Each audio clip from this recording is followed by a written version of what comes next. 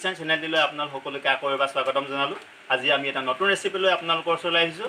এই ৰেচিপিটো হৈছে চয়াবিনৰ ৰেচিপি, লগত থাকিব ডিম। আপোনালোক সকলোৱে চয়াবিন আৰু ডিম নিশ্চয় খাইছে, কিন্তু আজি এটা বেলেগ ধৰণে বেলেগ উপায়েৰে আমি এটা ৰেচিপি বনাবলৈ চেষ্টা কৰিছোঁ। চয়াবিন আৰু ডিমৰ ৰেচিপি।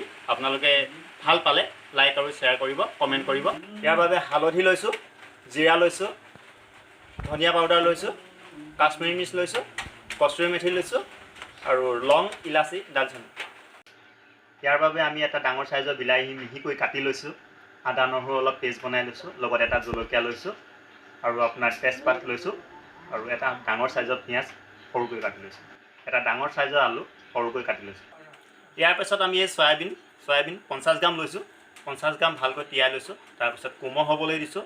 কোমল হোৱাৰ পাছত চয়াবিনখিনি এটা বেলেগ এটা বাচনত টুকি লৈছোঁ। টুকি লৈ আমি যিটো দুটা ডিম লৈছিলোঁ, সেই ডিম দুটা তাতে ভাঙি দিছোঁ। তাত আৰু আমি যিটো কাশ্মীৰী মিৰ্চ আৰু আপোনাৰ কি লৈছিলোঁ, হালধি, সেই দুটাৰ আধা আধা পৰিমাণত দি ভালকৈ মিক্স কৰি লৈছোঁ।